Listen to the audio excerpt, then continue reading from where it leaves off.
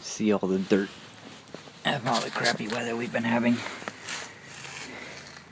But the problem with having a mud flap, I think the reason it's not there is because of this. Now, it looks okay at the moment, but when you turn, you can see just how close the wheel gets to it. Oh. It's really, really close. And as this moves up and down and that, it gets pretty close to it. So the mud flap would just hit that. That's probably why they're not there. So I'll just have to suffer.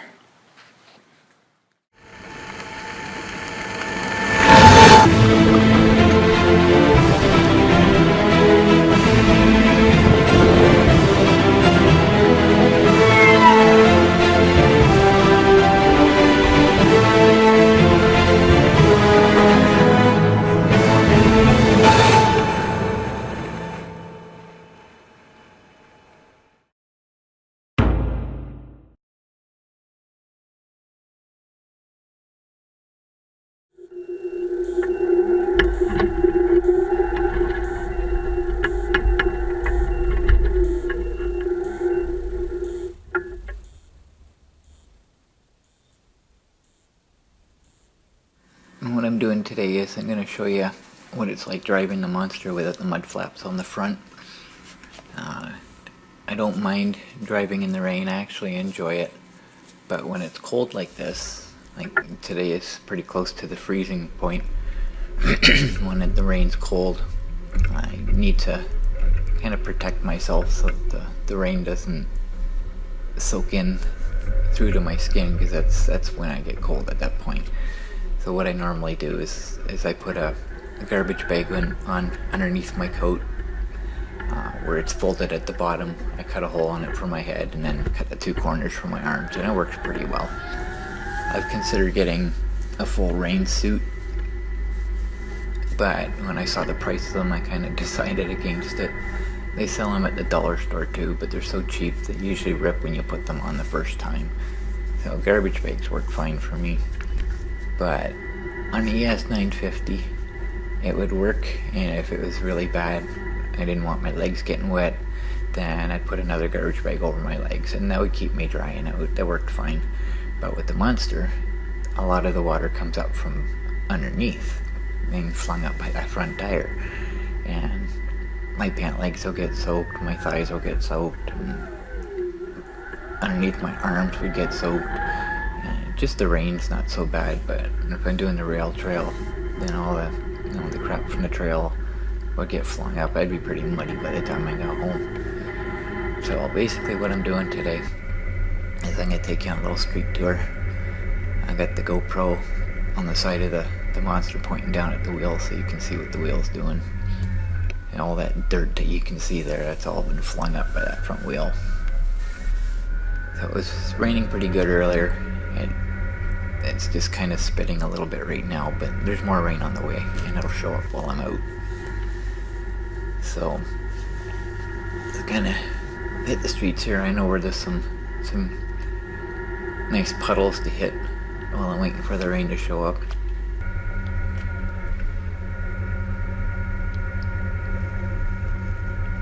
So normally, when I do this, when I head to the rail trail, I go this way. This is how I start out my daily tour. But today I'm actually heading out to Walmart. But I'm just gonna do the street tour first. And I'm actually doing it in reverse. But I got the powered waterproof case up on top here. This is the SJ cam that I'm using for this one.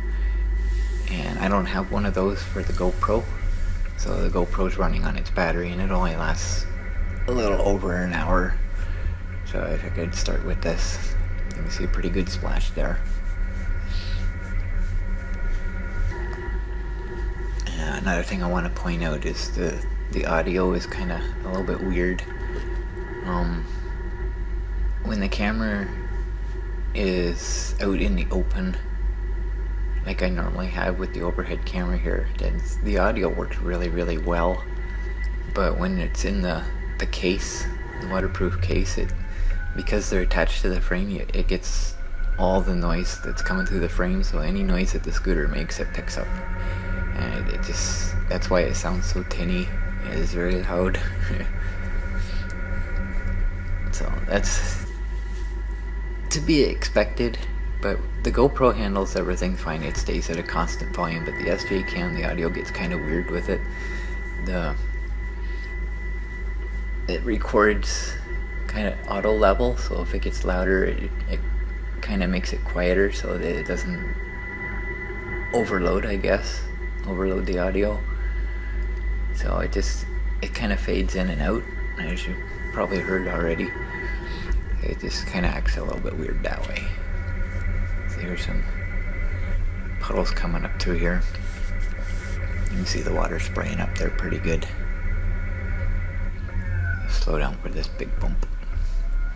And it's a little muddy in through here too. This is where the horses go on and off the track, and there's just quite a bit of mud through here. With the wide tires, you can see when I go through a deep puddle, it just kind of throws it out to the side. You'll see it here. Displaces quite a bit of water, but there's still a fair amount that sprays straight up at me. And these are the street tires. I don't know how the off-road tires are gonna react to this, with the big meaty tread on them. I kind of made an error here. Like I say, when I do the rail trail, this is usually the way I go when I cross here. It's just kind of in my mind that that's what I'm doing. And then I remembered, oh yeah, I'm not going that way. So I had to back up, get up to the sidewalk. And you can hear the monster slowing down here, going uphill. You can really tell the difference between going uphill and downhill.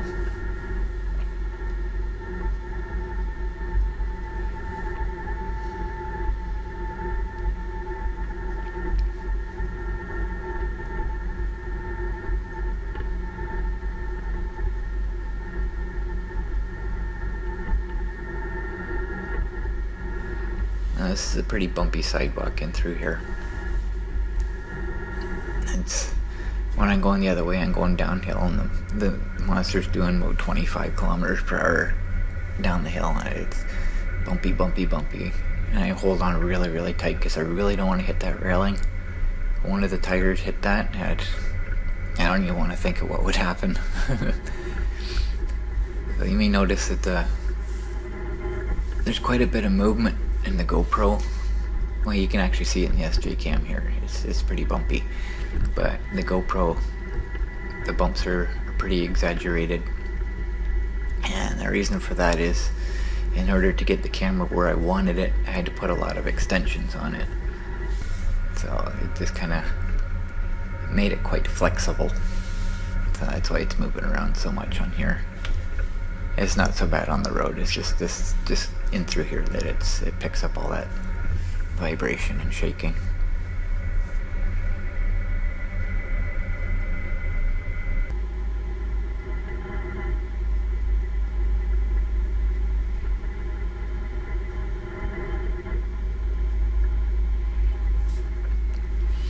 And this road here is pretty bumpy too. I'm not sure. It's not normal pavement.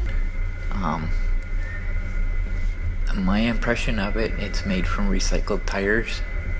I've seen it before in other places. I think this particular spot here is that too. Something that's not a totally smooth surface. I'm pretty sure that's what that's made from.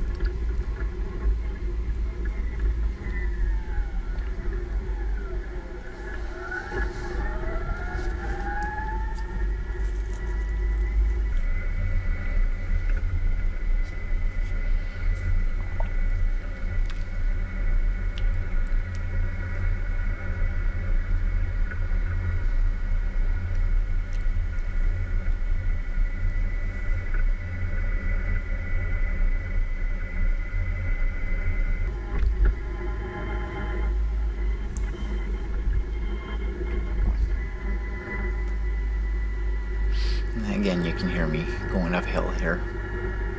There's not a whole lot to say here, so I'm just gonna alternate back and forth between the cameras. And you can really see when I hit one of one of the sewer covers. Normally when I come through here, I'm on the other side of the road going the other direction, and I know which ones I can hit and which ones I can't. This side, not so much, because I don't do this side very often. But I'm just gonna keep quiet here, just watch and listen to what the monster's doing and that. And I'll come back when the rain's about to start. I'll comment about that.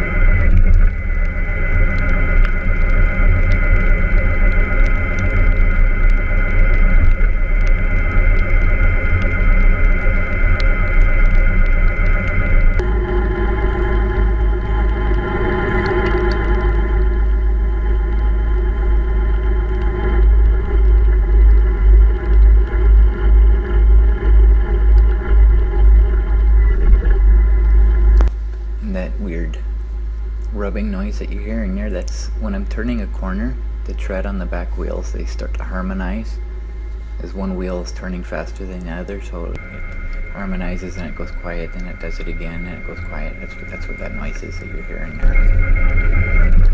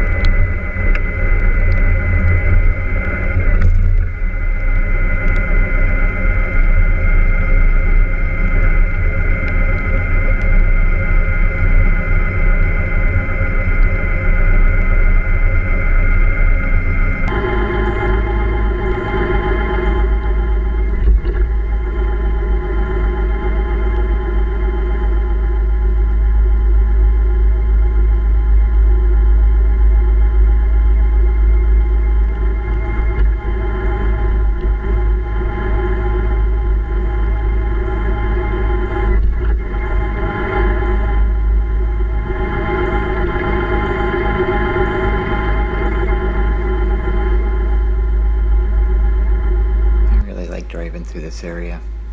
There are nice houses here. It's a really nice neighborhood. In this particular spot, on this stretch, it seems like it's mostly older people, like elderly and that. Everybody in here is friendly. Everybody waves to me when they go by. It's just a nice drive. And in the wintertime, the Christmas lights up. It's really nice at night too.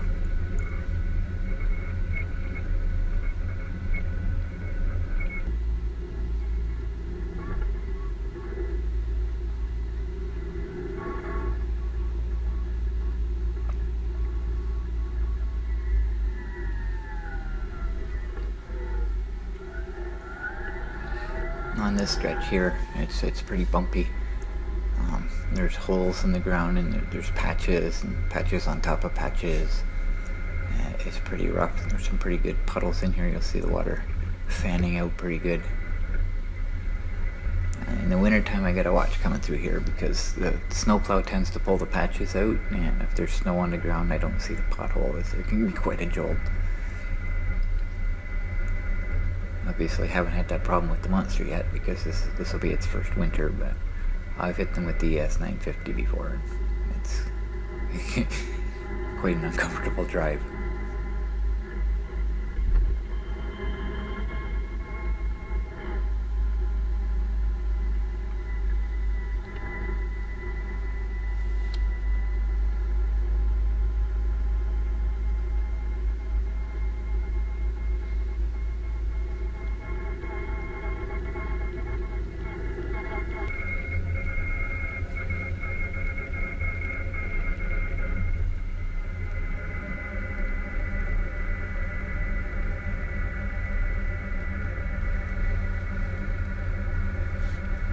At this point, the rain's getting a bit heavier.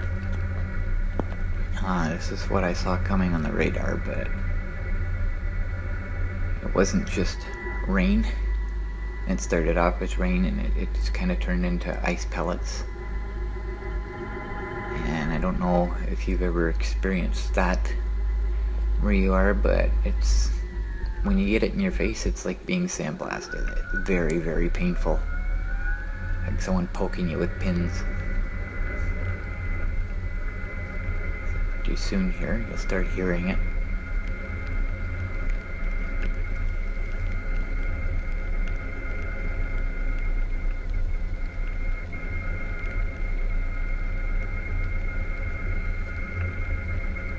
You hear that ticking noise. That's the ice hitting the cameras.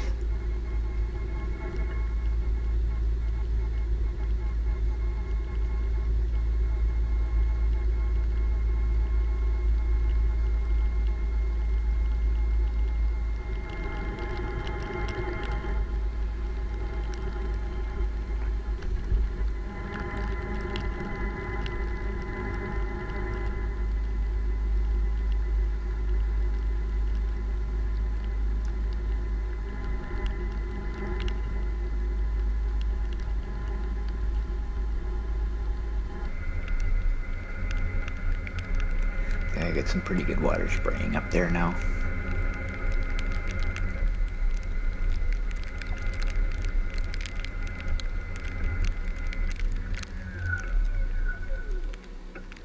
And you see me pull my toque down and trying to cover up as much as of my eyes as I can. It's very, very painful. I don't have my sunglasses on today because of this, with the rain, I won't be able to see where I'm going.